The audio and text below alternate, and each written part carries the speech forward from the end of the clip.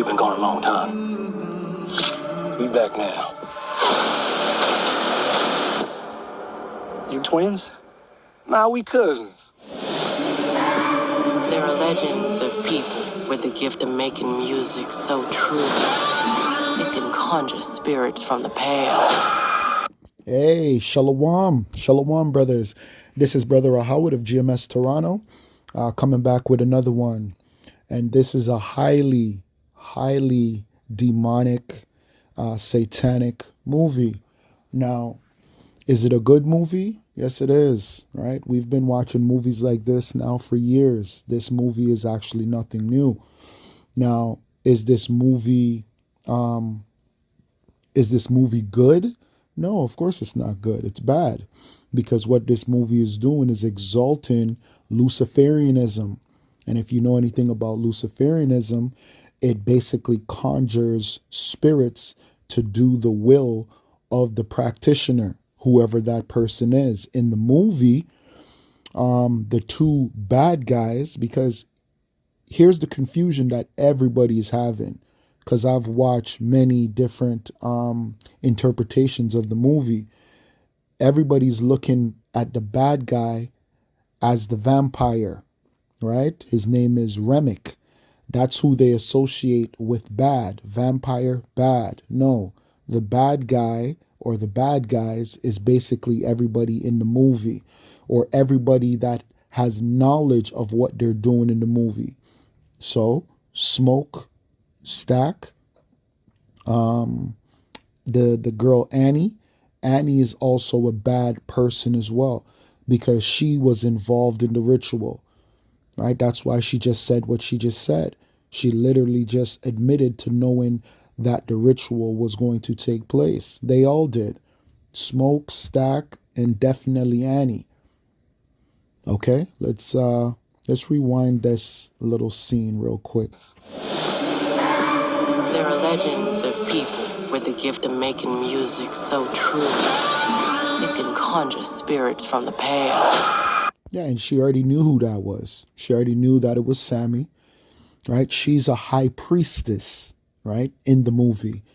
So obviously she had knowledge of who and what Preacher Boy was, the cousin by the name of Sammy. She already knew this. She already knew this because she knew what her man was going to do. Her man being Smoke, right, which is a reference to Abel, right? Because this movie is literally a play on the story of Cain and Abel, right? But all it is, it's an inversion. It's an inversion of the sacred.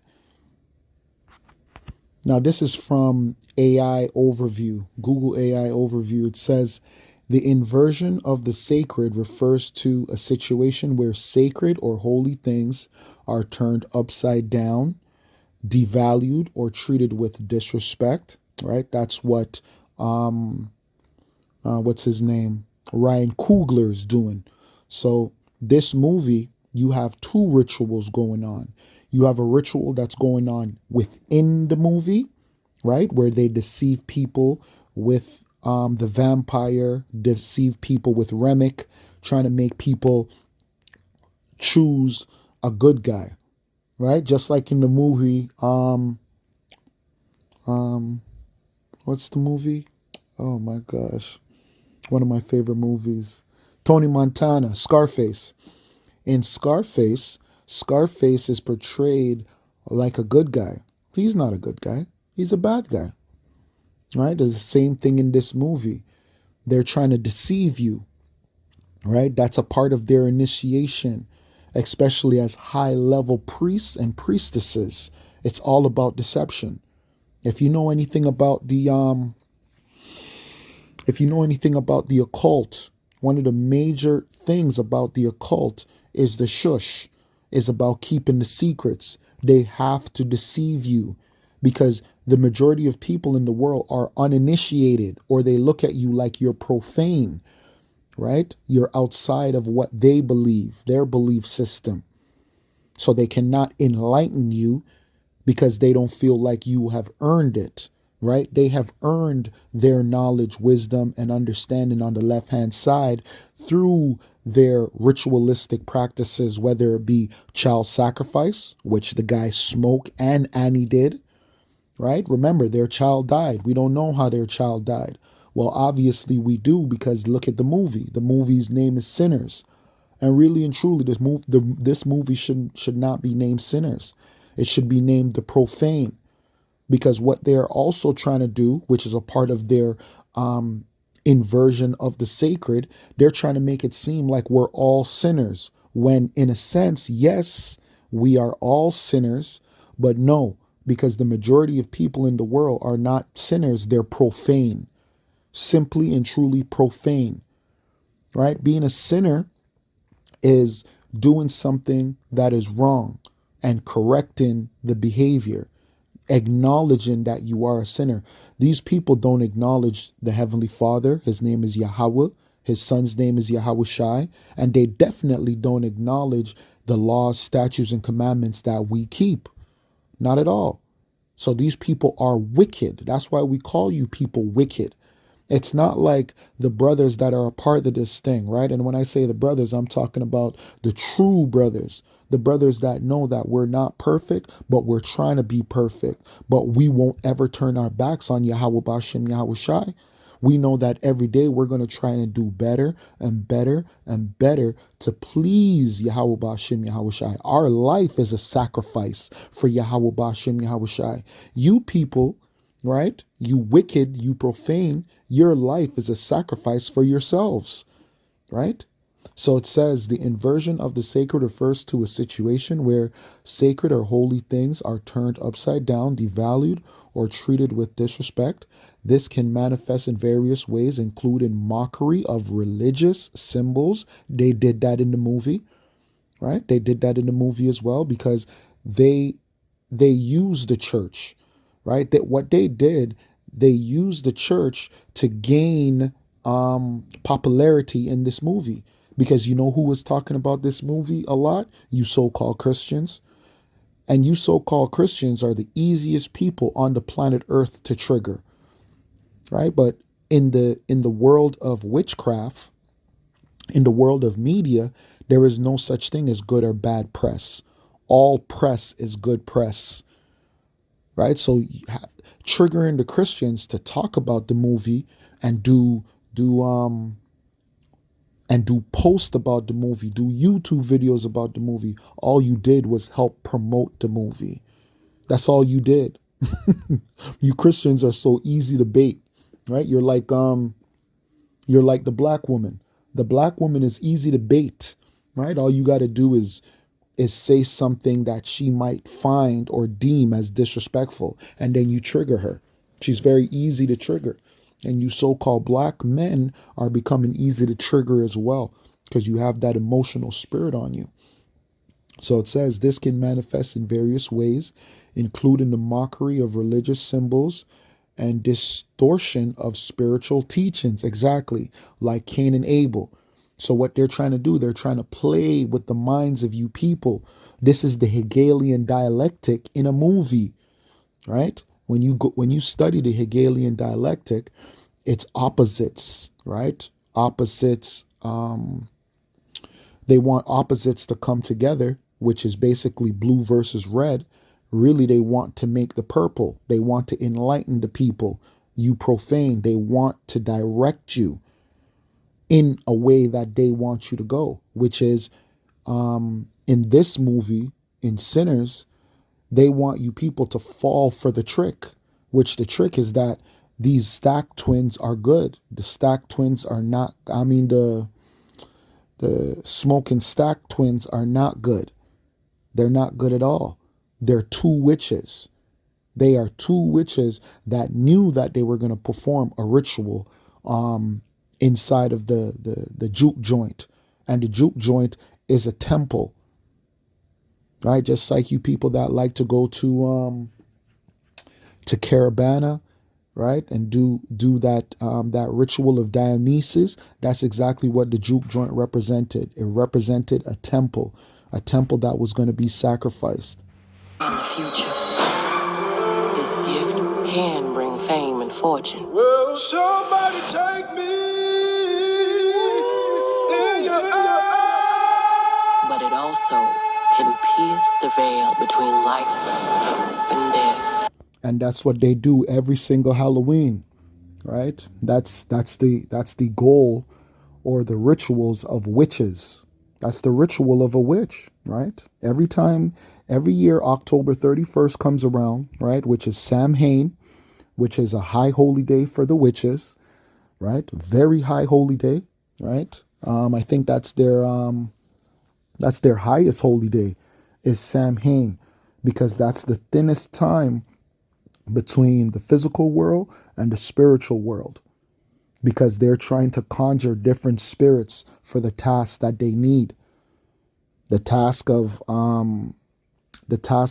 Stack was physical riches, right? He wanted physical riches, which and he wanted long life, which he got by being bit by the vampire, right? But the vampire on the totem pole of power was nobody. Remick, who everybody is saying, oh yeah, this guy was a bad guy. No, he's not a bad guy. On the totem pole of evil, or on the totem pole of the occult, a vampire is one of the lowest forms of wickedness. He's low on the totem pole. Many entities are above him.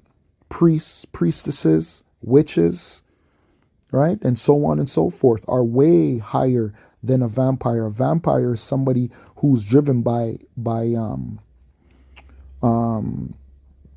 blood. That's what the vampire is. He's driven by greed, right? The magician or the sorcerer or the magi. These people are driven on high occult knowledge. In the sense of a vampire can't even step into the light. The light or the knowledge, wisdom, and understanding is too much for a vampire. So a vampire is low on the totem pole of knowledge. Listen here, this ain't no house party. See, they told you right away. This ain't no house party. It was never going to be a house party, right? And see all the candles, right? That's representation of the light. This was always going to be a sacrifice, right? You see the shape. You see the shape of the barn. The shape of the barn is the what did they call that? The octagon. What's the shape? Yeah, I'm sorry. The shape is the pentagon, right? And the pentagon is the core or the heart of the pentagram, which, right, we should all understand what the symbol of the pentagram is used, right? But the pentagon is for inner power, right? The seat of hidden knowledge, and in mathematics, it represents order or containment, and the body as a temple, right? And their use is for rituals, right? They're used in magical circles or sacred geometry, okay? But this is a very powerful symbol. That's why they have that over there in where is that? Is that Washington D.C. where they have the Pentagon? Let's get an image of that. Right now, this is the Pentagon. Right, the place of the military. See, here's it. 10 things. As you can see, I think they have the Pentagon and the pentagram together. Inside of the Pentagon, it looks like they have the pentagram. I didn't even know that. Right, I didn't even know that. Or if I did, I forgot. Right, but inside, so they have both. They have the Pentagon and they have the pentagram. Right, so that place in Washington D.C. highly demonic, right? Because the pentagram is a 5-pointed star, right? That's exactly what the pentagram is, and the pentagram is supposed to represent the perfect human, because it's a representation of Earth, earth, water, air, fire, right? And then it's supposed to be balanced by the crown of spirit, right? It's supposed to, the five is supposed to be spirit. The last one is supposed to be spirit. And then you'll see them inverted a lot. They'll have the inverted pentagram, and that's used in dark or left-handed rituals, right? Satanism, Luciferianism, okay? Because what these people believe in, they believe in good and bad witches when there's no such thing. And that's what this movie was all about, right? Smoke, who represented Abel, right? Because Abel was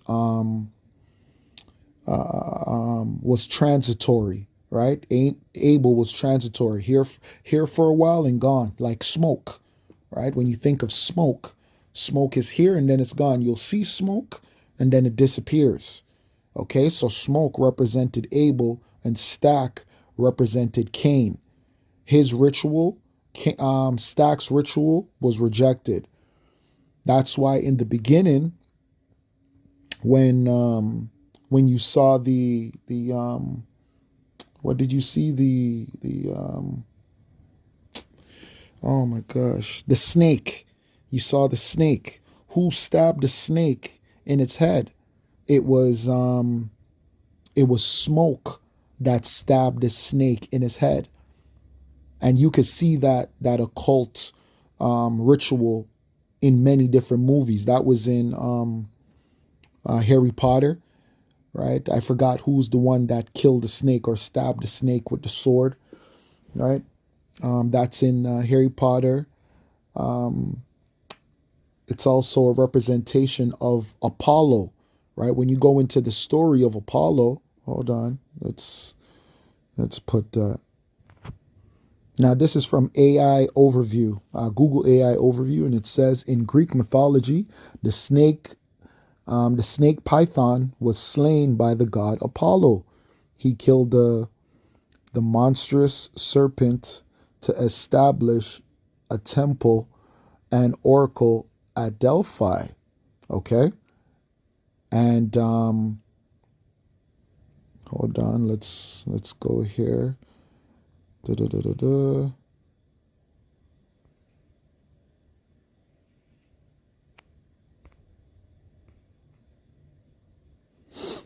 Beautiful, right?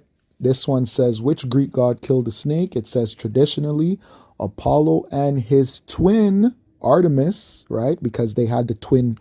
This is a Greek story, right? They just mix it, or like I said, they demonize the story of Cain and Abel, right? But this can also be a link, because everything links, everything connects, especially when you're dealing with the left-hand path, right? So the twinning programming, right, links with the Greek mythology of Apollo and his twin Artemis, right? In Rome, her name was Diana, okay? But it was Apollo who did Michael B. Jordan play in Creed, right? He was Apollo, right? Or the son of Apollo, right? Same thing, right? I think he was Adonis, but it doesn't matter. He's the son. He's reincarnated. And that's what this movie was about. It was about him being reincarnated. That's why he sacrificed his child, his son, him and his woman, him and Annie, right? Him and Annie sacrificed their child. That's why at the end, they were together. They completed the ritual. What was the completion of the ritual? To be reborn, right? Mother, father, and son, right? That's the ritual. That's the ritual year. That's the annual ritual of Luciferians, of witches, right? Is that death and that rebirth through the child. Death and rebirth That's what these people believe in. That's the ritual that was played out right before our eyes. And it was also a ritual for Ryan Coogler as well. Ryan Coogler was initiated as well with this movie. Y'all ready to drink? Y'all ready to sweat till y'all stank? Hey, and even this this club, like I was saying, the burning of the club is just a representation of the temple of Dionysus, right? Or hedonism, right? That's all that it is. It's just hedonism, right? In a cult symbolism, there was a club that just burnt down not too long ago with a bunch of famous people in it. That could have been a ritual as well, right? Because that's exactly what these modern day clubs are meant for, just like a strip club, right? Even when you go to a strip club, you're really going to a temple of Dionysus, right? With temple prostitutes, right? You're giving offerings to the temple prostitutes by throwing dollars on them. The pole is a representation of a phallic symbol of the different deities. It could be Osiris, the shaft of Osiris. That's all that it is, right? It just represents of temple prostitution, right? It's a lower vibration place. Music, intoxication, sex, chaos, and the fire was just a representation of purification, right? Destruction of the old, right? That's what they were destroying the old. It was just a sacrifice. This whole movie was just a sacrifice. It was a ritualistic cleansing, a sign that something is being sacrificed for power or in exchange, right? This was literally a deep movie. It was deep. It was deep. Ryan Coogler did a great job, and whoever he's trying to court to or cater to, right? He's definitely going to get their attention because this movie is doing numbers. This movie is actually doing numbers. So he's gonna be big as well. He's already big. He's gonna be bigger. Now this is Stack, the brother in the red. He was Stack, and the reason why he's a representation of Cain is because his offering wasn't accepted. His offering was earthly desire, right? That's why they linked him up with this woman. They linked him up with this woman because it was more of a desire. Desire is what fueled him, right? He symbolized, he was the red. That's why when he got bitten by the vampire, that was his mark. That was his mark of Cain. Now, obviously, we brothers that are in the truth, we understand that the mark of Cain is leprosy, right? Which is what you Caucasians, you so-called Caucasians have today. You have leprosy. Well, that's what Cain was cursed with back then. But the mark of Stack was the bite, which he would live forever on a low level, right? That low level which he went after. He was not elevated or enlightened like his brother Smoke. Smoke was, his sacrifice was accepted. His was not. Okay?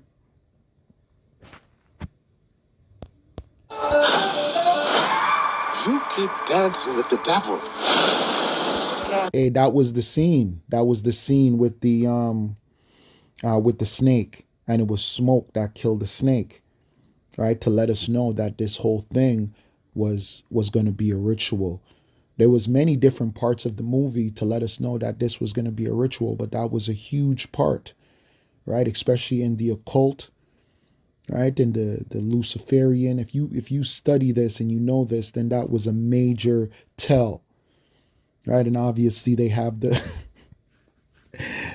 black woman playing the whore, but hey, what else is new? That's scriptural. Now, this is Amos 7 and 17. And I know I haven't been reading scriptures because this is not really a breakdown that's gonna link with a lot of scriptures. We can link it with scriptures, but it's a deeper breakdown, so it's gonna take a little bit of time for that. It's more of a esoteric or occult breakdown, and then we'll throw a little bit of scriptures in there as well. So this is Amos 7 and 17.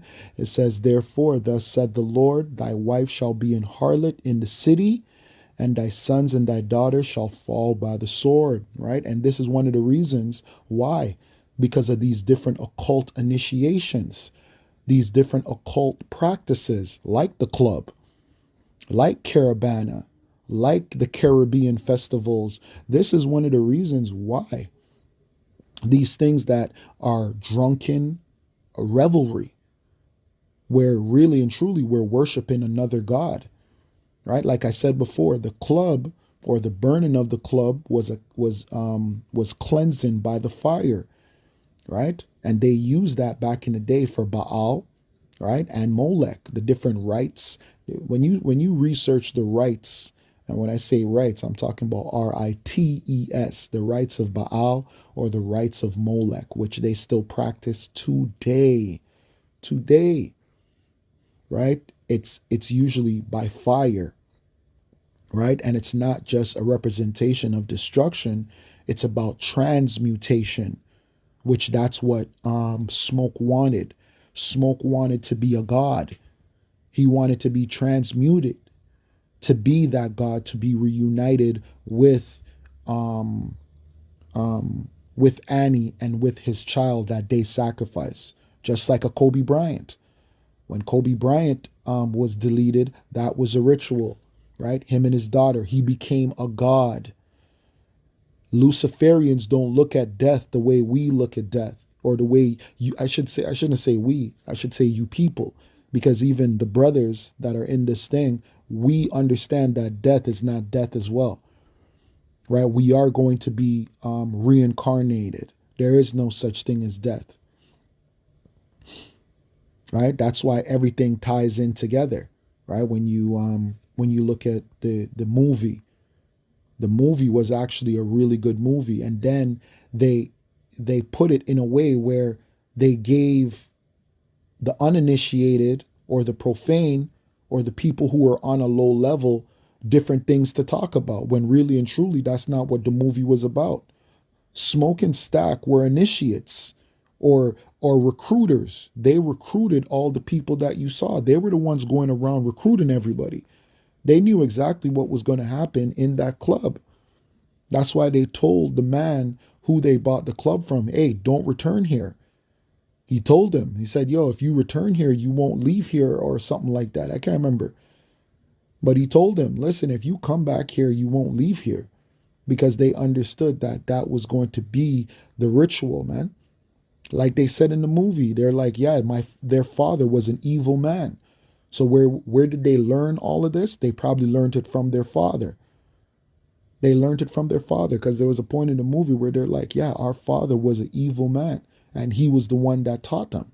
He taught them that wickedness, that evil, right? Whether it's human sacrifice, whether it's cannibalism, right? Because the part of the movie that had the cannibalism with the vampire, that was just a distraction. That was just a distraction. That's all it was, right? And now this movie has become this place for our people to go and see themselves in. You're going to have our people thinking that they're Stack or thinking that they're Smoke, not understanding those are two wicked people, two evil people. Then they're going to be, our people are trying to link up the vampire being Irish with white people in the music industry. It has nothing to do with that. It has nothing to do with that. Nothing at all. Nothing at all. Right? It was all wickedness. And now our people, mainly our women, are idolizing the woman Annie. Why would you idolize somebody like that who's a high priestess? Now, this is Exodus chapter 22, verse 18. It says, "Thou shalt not suffer a witch to live." And now our people are trying to tie witchcraft to to this to this handed down knowledge from ancestors. Do you not remember what happened to those ancestors? Those ancestors all died by the flood. The reason why the earth was destroyed was because of your fucking ancestors and their wicked practices. But guess what? Keep doing it. Keep doing it. Because the Lord has another flood that's coming for you. He's going to flood you with fire. He's going to burn you people up. He's going to burn you people up. You guys are trying to equate the movie with a vampire movie. This is not a vampire movie. The vampire was used as a scapegoat. That's all he was. Remick was just a scapegoat for the evil that Smoke and Stack were going to do. Just like when you see different rituals, like the ritual that happened in Vancouver, that person, whoever they captured, was a scapegoat for the ritual of the Feast of the Beast. During that time, when the guy in Vancouver ran over those people, was the time of the Feast of the Beast that culminates with May Day. That's a high ritualistic time. So whoever coordinated that, that's the real bad guy.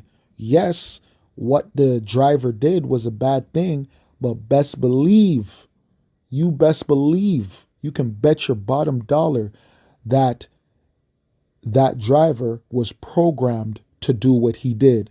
Just like the driver that did what he did in New Orleans on January 1st, I think, or January 31st, he was programmed to do what he did. Just like the guy who did it in Toronto, he was programmed to do that. It's all a ritual. This is all ritualistic, right? So what can you say? You can say they lured the vampire to participate in their rite. That's what they did. The vampire is simply a scapegoat. And then the vampire is for the lesser illuminaries to just be like, oh yeah, it's a vampire movie. Oh, it represents, white people profiting off of black music and profiting off of black culture. And we have to use witchcraft to fight against the oppressor. That's how stupid and dumb you people are, man. You people are such low levels, man. And it's not funny because it's going to lead to your ultimate demise. It's going to lead to your ultimate demise. But hey, biblically, that's what's supposed to happen to 2/3 of our people. It's supposed to happen to 2/3 of our people. Because in the movie, it literally, once they tell you that, hey, the music is going to tear the veil, which is going to open a gateway, right? That should let you know everything you need to know. That now you're dealing with demonic forces and demonic entities. What do you mean tear a veil? Or the part where the dad, I think it was the dad, where it said, oh, he's going to dance with the devil. That's what Aleister Crowley said. Dancing with the devil is literally being in unison with the left-handed side, with the left-hand side. And that's what you have to do to make it in this world. Now, this is Matthew chapter 4, verse 5, and it reads, then the devil taketh him up. Who's the him? Who the world ignorantly calls Jesus. His name is Yahushua. Taketh him up into the holy city and setteth him on a pinnacle of the temple. Verse 6, and saith unto him, if thou be the Son of God, or Yahweh, cast thyself down, for it is written, he shall give his angels charge concerning thee, and in their hands they shall bear thee up, lest at any time thou dash thy foot against the stone, right? But it says, and saith unto him, if thou be the Son of Yahweh or God, cast thyself down, for it is written, he shall give his angels charge over thee, right? So the devil, right, or Satan, I should say Satan, which is also a son of God, is trying to tempt him. Now this is verse 7. Yahushai, or Jesus, said unto him, it is written again, thou shalt not tempt the Lord thy power. And in this world, in this life, we will be tempted just like our power was tempted. What will we be tempted with? Verse 8. Again, the devil taketh him up into an exceeding high mountain, and sheweth him all the kingdoms of the world and the glory of them, right? So power, rulership. Verse 9, and saith unto him, all these things will I give thee if thou shalt fall down and worship me, right? So what is this world? For you to make it in this world, you have to bow down to the left-hand side, to that left-hand path, right? You only can be promoted by these different rituals. You cannot be promoted by the Heavenly Father in this rulership. Why? This is why. Job 9:24. The earth is given into the hand of the wicked, meaning that the rulership of this world right now is going to be ruled over by evil men. Who's the men that are ruling over the earth? Who are the evil men? You so-called Caucasians. How can we prove that? First Maccabees chapter 1, verse 7. So Alexander reigned 12 years and then died. Who was Alexander? He was an Edomite, or a so-called white man. When, according to the so-called Caucasian, this was the beginning of a civilization, right? Whose civilization? You Caucasian civilization. So it says, so Alexander reigned 12 years and then died. I'm sorry, hold on, forgive me. This is verse 8. And his servants bear rule, every one in his place, right? His 4 generals. If you know history, then you know that his 4 generals took rulership over after him. Lacenaeus, Cassander, Ptolemy, and Cassander, Ptolemy. I can't remember the other one. That's okay. It's not important. Anybody can research that and get that information. Alexander's 4 generals. This is the important verse. And after his death, they all put crowns upon themselves. So did their sons after them many years, and evils were multiplied in the earth. Okay? So evils were multiplied under the rule of the so-called white man or Caucasian. Careful, boy. You gonna bite off more than you can chew. One day he's gonna follow you home. We got us a problem now. What the hell going on? Oh, we heard tale of a party. This world already left you for dead. I can save you from your fate. You don't need no saving. Yes, you. See, this is the deception. This has nothing to do with the ritual at all. That's all that this is. This is just a deception, right? This has nothing to do with the movie. This is how you deceive the world into thinking that this is a vampire movie. This is not a vampire movie. This movie is about a ritual, initiation. This movie is about child sacrifice and sacrificing people as well. There were people that were sacrificed in that club. That's all that it was. Remick is just used. He is just a tool. He's a lower illuminary. A vampire is not the highest illuminated one when it comes to the circle of initiates. A vampire is on a low level. He's not on a high level. So don't think that this is a vampire movie. This is not a vampire movie. It's deeper than that. Right? And you are? I am your way out. To be honest, he was probably called, right? He was probably summoned. He was probably summoned by the brothers, right? That's how these brothers probably gain their power, or they probably use him as a tool. right? Well, we know that's how they gained the power, right? They gained the power through the sacrificing of the club, sacrificing of the child, even though it may seem like they never gained what they wanted, but they gained exactly what they wanted. Both of them gained exactly what they wanted. Don't cry. He's all better now. Yes, I lied to you. I don't believe in magic. Ghosts, demons.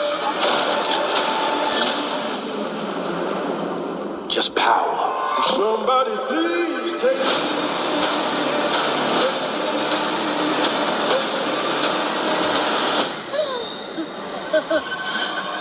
We gonna kill every last one of you.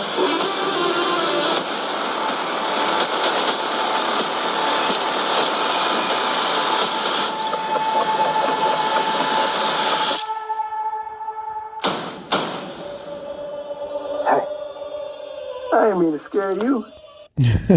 Hey, and that knock on the door is also a scriptural thing as well, because the Lord said that he would knock on the door, right? That knock on the door represents knowledge, right? Knocking on the door of your mind, the Lord supping with you, or you being opened. That's why these people conjure the spirits. They conjure the spirits so those spirits can commune with them. We commune with the Holy Spirit, with the Ruach HaKodesh, right? Which is through the power of Yahweh Ba'ashem Yahweh Shai. These people, they commune with all types of demons, right? Just like that witch of Endor that communicated with, that awakened Samuel, right? In the story of Saul, right? So these people do this on the left-hand side. So that's all that this movie is about. This movie is about the left-hand path. And it's also about Ryan Coogler also using this movie to show that he's an initiate into the mystery school system. He's trying to conjure more fame, more power, more riches through this movie as well, right? That's his duality. Ryan Coogler is a high priest. High priest. That's what he just proved with this movie. He's been showing us that with these different movies that he's done, like Black Panther and Creed. But this one is his Shangri-La, right? This one he created out of his mind, and he's pushing it in a way where it's deceiving the people, like smoke and stack are good, right? This is his Shangri-La. This is his heaven. He created. This is his. What do they call it in? Oh my gosh, in that movie Black Panther, Wakanda. This is his Wakanda. Right, that place, that juke joint, where the cousin was playing the music and they saw all the spirits and shit. That's his Wakanda. That's his Shangri-La. That's his heaven. That's what he created. He created his own heaven. It's a place of escapism for you so-called blacks, Latinos, Native Americans to go, to make you feel like you're a part of something. And mainly only you so-called blacks, because you know you black people have no fucking sense. You're low levels. You think you're deep, but you're actually not deep. You're taking part into occult things, not understanding what it is that you're actually taking part of, and it's actually wicked. Actually straight up wickedness, man. I might do a part 2 to this, because I didn't want it to go this long. So with that, I'd like to give all praises, glory, and honor to Yahweh, Bahashem, Yahweh Shai, Bahashem, Ruach HaKodesh. I'd like to say double honors unto the elders and elder apostles of GMS that rule well and that teach well, and to the brothers on the four corners of the earth, only the elect, only the 1/3, only to you do I do this for, right? Shalom, until next time, Kwam Yasharala, and Abad Babal to this wicked, sinful kingdom. Shalom.